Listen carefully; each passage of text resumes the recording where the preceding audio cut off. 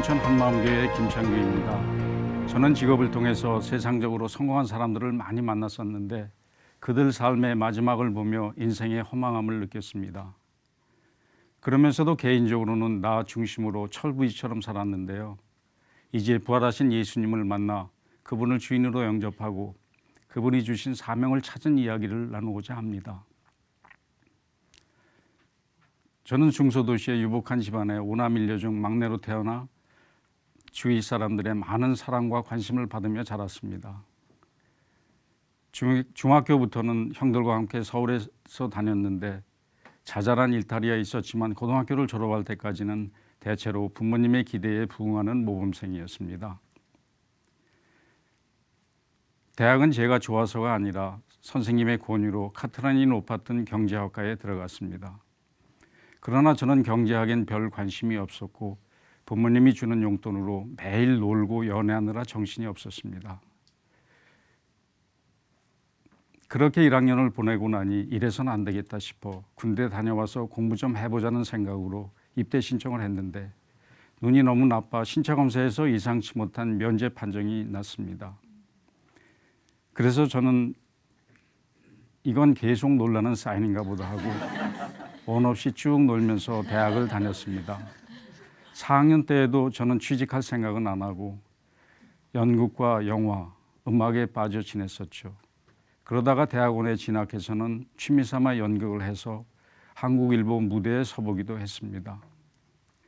대학원을 졸업할 때가 가까워오자 공부를 더 해야겠다 싶어 미국으로 유학을 가기로 했습니다. 미국에 가서 경영학 석사를 마치고 박사과정에 들어가기 전에 1년 동안 미국 사회를 경험하려고 들어간 데가 세계에서 가장 오래되고 보수적인 국제봉사기구입니다. 거기에 들어간 것도 그 회사에 면접 보러 갈 때 하늘까지 닿을 듯한 가로수길이 너무나 아름다워서 이 회사에 다니면 좋겠다고 생각했었는데 취직돼서 다니기 시작한 것이죠. 한마디로 절실함도 없이 방학 때 아르바이트하는 기분으로 취직을 한 것입니다. 거기서 1년만 있으려 한 것이 37년 동안 한 직장을 다니게 되었습니다. 1978년 만 29살에 들어간 그곳에서 저는 많은 것을 보고 배우고 깨달았습니다. 그때만 해도 우리나라에는 NGO라는 개념이 생소한 때였는데 국제봉사단체의 본부에 들어가니 모든 것이 새로웠습니다. 국제연합같이 여러 나라 사람들이 함께 일하는 중에 한국 사람은 저 혼자였는데 그것이 저를 정신 차리게 하는 계기가 되었습니다. 학교 다닐 때 놀기는 했어도 성적만큼을 자존심을 지킬 정도는 유지했던 저는 여러 나라 사람들과 함께 일하게 되자 항상 대한민국을 대표하는 대사라는 마음으로 하루하루를 성심을 다해 일했습니다. 국제단체에서 일하는 즐거움 중에 하나는 여러 나라에 출장 다니면서 그곳의 지도자들과 만나고 그분들과 좋은 친분을 쌓는 것이었습니다. 입사해서 얼마 안 되어 동남아 담당이 되었는데요. 80년대 초엔 출장을 가면 공항에서부터 영접을 받고 특급 호텔에 묵으며 그 나라의 지도급 인사들과 식사하고 시간이 남으면 그들이 안내하는 관광을 다니곤 했습니다. 방문한 도시의 큰 부호집에 초대되어 극진한 대접을 받으며 오랫동안 형 아우처럼 지내기도 했습니다. 85년 발리에서 회의가 있어서 갔을 때에는 제 호텔 방에 아름다운 꽃바구니는 물론이고 금박으로 제 이름이 박힌 문방구들이 준비되어 있기도 했지요.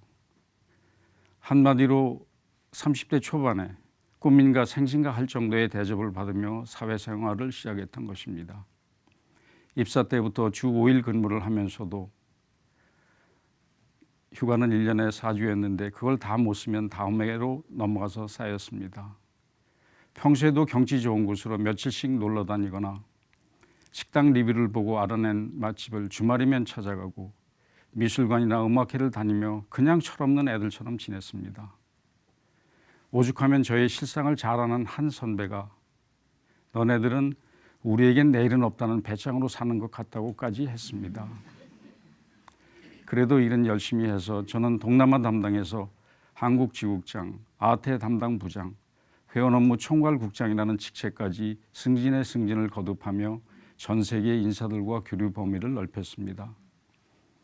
그리고 유색인으로서는 그 기관 역사상 처음으로 몇 안 되는 부총장급 임원이 되었고, 그때 저는 첫 유색인 사무총장을 꿈꾸고 있었습니다. 그러나 조직 상층부의 복잡한 정치적 환경 속에서 어느 날 갑자기 한 단계 낮은 자리로 가야 하는 상황에 몰렸습니다. 그때 저는 차라리 직급을 한 단계 더 낮추어 한국 책임자로 자원하여 나왔습니다. 고국에서 친구들과 만나면서 지내다가 길어야 3년 안에 반드시 세계본부로 돌아갈 줄 알았습니다. 그러나 저를 경계하는 세력의 방해로 제 뜻대로 되지 않고 세월이 살같이 흘러서 제 나이 60대 후반에 한국에서 은퇴하게 되었습니다. 제가 다니던 단체의 지도자들은 경제적으로 부유했었고 사회적으로도 존경받는 분들이 많았지만 그 중에는 곧 잊혀질 명예를 얻기 위해 모든 것을 거는 분도 있었죠. 어떤 분들은 공식 회의에서 어느 순서에 자신이 소개되는지와 어디에 누구 옆에 앉혀지는가 하는 의존에 생명을 거는 것처럼 보이기도 했습니다. 그러나 세상을 떠날 때에는 돈도 명예도 다 아무 소용이 없다는 것을 많이 목격했습니다. 평소에 존경받았던 분도 마지막에는 병상에 묶여서 비참한 최후를 맞기도 했고, 우리나라에서 이름만 대면 알만한 분도 중환자실에서 한없이 나약한 모습으로 투병하시다 떠나는 것을 보기도 했습니다. 특히 저와 점심을 자주 했던 원로 세 분이 1년 사이에 모두 돌아가셨는데 그 마지막 모습을 가까이에서 보는 것은 저에겐 큰 아픔이었습니다. 평소에 많은 사람들에게 넉넉하게 베풀며 그렇게 유머러스 하시던 분이 죽음 앞에서 초췌한 모습으로 신경은 날카로워졌었죠. 가진 것을 다 놓고 떠나야 하는 현실을 인정하기 힘들어하며 지난날의 빛나던 시절을 그리며 마지막을 보내는 모습은 너무나도 안타까웠습니다. 그분들의 장례식을 비롯하여 많은 장례식에 참석했었습니다. 어떤 분은 당신이 생전에 직접 준비해 놓은 세심한 장례 절차와 화려한 양력에도 불구하고 천국 환송잔치가 되어야 할 장례식에서 남은 유족들은 오열하다가도 재산 문제로 싸움이 벌어지기도 했습니다. 겉으로 보기에는 화려했지만 그 속을 알고 보면 부서지는 낙엽과 같은 인생이 많았습니다. 우리 부부는 인생이란 그렇게 허망한 거라고 생각하며 은퇴하자마자 복잡한 서울을 떠나 공기 좋은 곳에서 살자 하여 아무런 연고도 없는 춘천으로 이사를 오게 되었습니다. 이삿짐도 대충 정리될 무렵에 인터넷에서 발효 방식을 찾다가 춘천교대 카페를 알아내고 그곳에 갔습니다. 거기에서 양쪽 벽에 가득 붙어있는 간증 포스터를 보게 되었고 그 후 거기에 갈 때마다 그 포스터에 나온 형제와 자매들을 만나게 되었습니다. 그들은 한결같이 표정도 밝고 활달했으며 처음 본 우리들에게 자신 있게 들려주는 부활복음은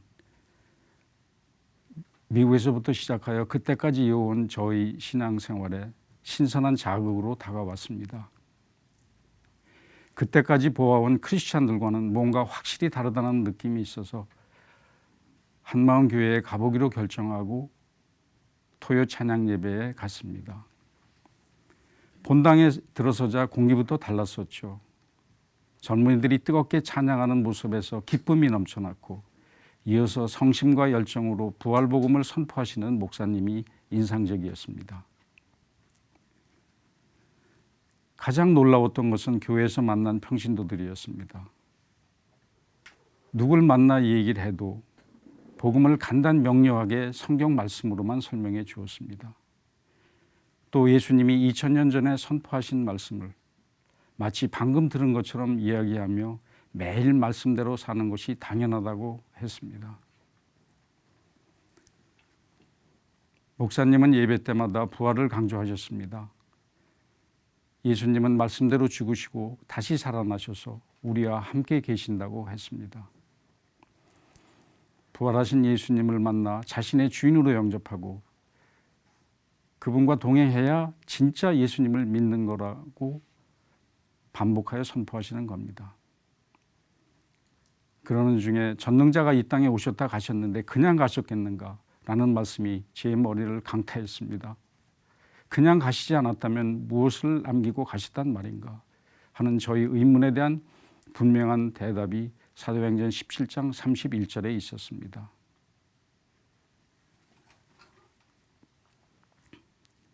저를 죽은 자 가운데서 다시 살리신 것으로 모든 사람에게 믿을 만한 증거를 주셨음이니라. 바로 예수님이 부활하심으로 하나님이시라는 명백한 증거를 우리에게 주고 가신 겁니다.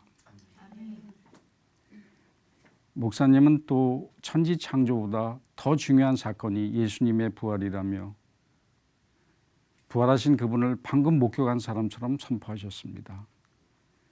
사도행전 2장에서 너희가 십자가에 못 박은 이 예수를 하나님이 주와 그리스도가 되게 하셨다는 베드로의 설교를 듣고 형제들아 우리가 어찌할꼬 회개하는 장면을 찾아 읽을 때에 저도 그 자리에 있었던 바리새인들과 다를 바가 없다는 생각이 들었습니다. 유대인들이 예수를 메시아로 믿지 않았기에 예수를 십자가에 못 박는 엄청난 죄를 저지른 것입니다. 있을 수 없는 일이었죠. 그러나 예수님을 제 삶의 주인으로 믿지 않았던 저야말로 그들과 똑같은 참담한 죄를 저지른 죄인임을 통감하는 순간이었습니다. 단순히 믿지 않았다로 끝나는 것이 아니라 그 결과로 저는 예수 죽인 죄인이 된 것입니다. 회개하지 않을 수 없었고 부활이라는 역사적 사실로 하나님으로 확증되신 예수님께 나의 주시며 나의 하나님이라고 고백하며 굴복하지 않을 수 없었습니다. 2000년 전에 유대인들은 부활을 목격한 증인들을 통해서 십자가에서 돌아가신 분이 진짜 하나님의 아들이었음을 믿게 되었습니다. 저 역시 상황에 따라 변할 수 있는 제 의지를 바탕으로 한 믿음이 아니라 부활이라는 증거 위에 제 믿음을 세우게 되었습니다. 성경의 예언대로 예수님이 부활하심으로 그분이 진정한 하나님이시고 나의 주인이 되니 제 신앙과 삶에 새로운 지평이 열리게 되었습니다. 저를 위하여 십자가에서 돌아가신 예수님이 바로 하나님의 아들이라는 사실이 부활을 통해 확실해지자 성경이 그대로 하나님 말씀으로 들렸습니다.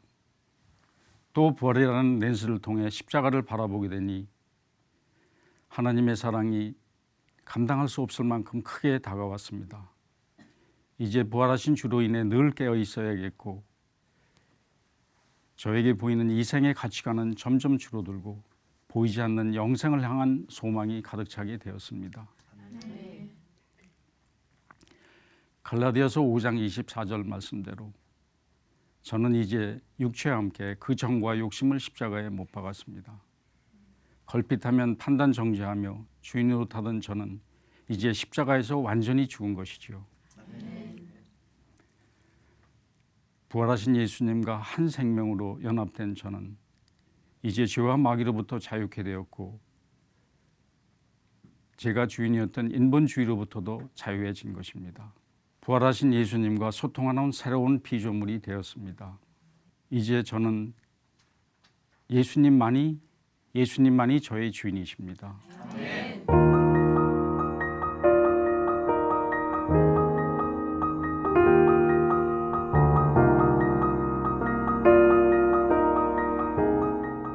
한국으로 나올 때 여러 고비를 거쳐야 했는데 그때 평소에 가깝게 지내던 사람이 저를 모함하기도 했다는 것을 알게 되었고 그에 대한 분노는 오랫동안 가시지 않았습니다.